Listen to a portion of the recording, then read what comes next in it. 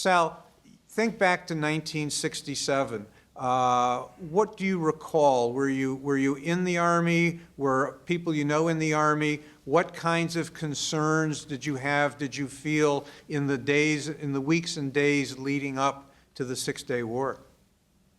Well, in 1967, every Israeli that has to be taken in reserve in the Army.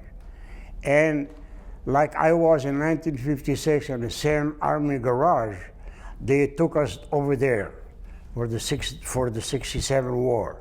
And the funny part of it, all the material that we took in 1956 from the Egyptian during the Sinai War, we used it in 1967. So we fought with their own ammunition, their own tanks, their own vehicles and all that to defeat them again. And we did, thank God. My brother, one of my younger brothers, still live in Israel today. He was a pilot, co-pilot in a tank. And they were stationed in the Sinai, and they were told not to drink the water because somehow the water was not that clean. So they were bringing water from Tel Aviv every day by plane. And meantime, from Beersheba, they were building a pipeline to go to the Sinai to have clear water. And what happened, there were 5 in a tank, and one guy refused to drink water, and he died because he didn't want to drink the water.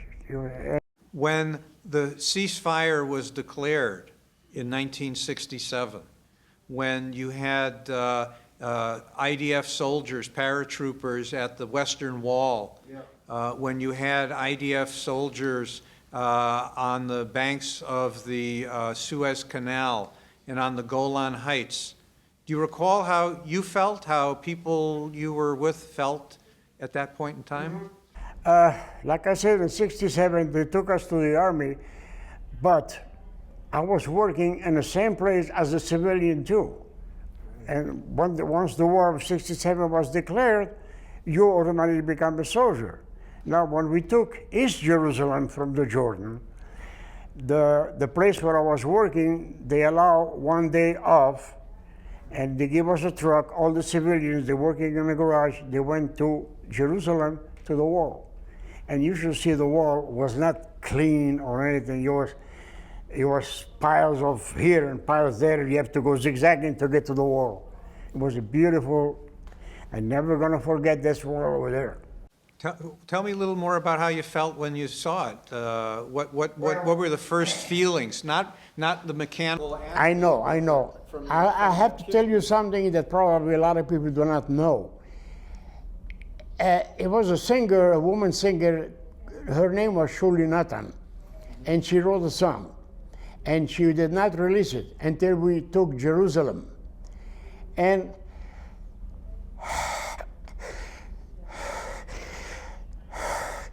this woman, at 5 minutes to 7 in the morning, they announced that Israel have taken the whole Jerusalem. And this woman sang the song, the first time released in Israel in 1967.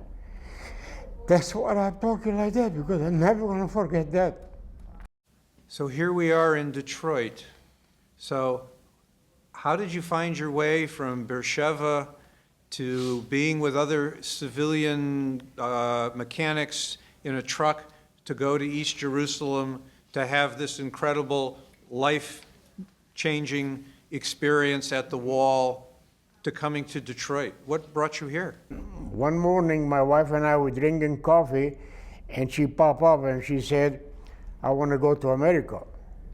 And I said, you want to go to America to visit your parents? She said, no, I want to go to America to live there. And I said, well, we just bought the house. How can you decide to go to America? She said, no, I want to go to America. And she was stubborn. That's how we end up in America. If your grandchildren were here right now and they said, Saba, tell us what we should always remember about what happened 50 years ago, what would you say you would want them to remember the most? Well, I want them to remember When we arrived in Israel, the struggle that you have when you are a new immigrant, the life is not easy, because at the time that we arrived, it was not enough work to supply for everybody. I was fortunate to have a profession that I can work in my field instead of going to work the land, because most of the people went to work the land because they didn't have any profession.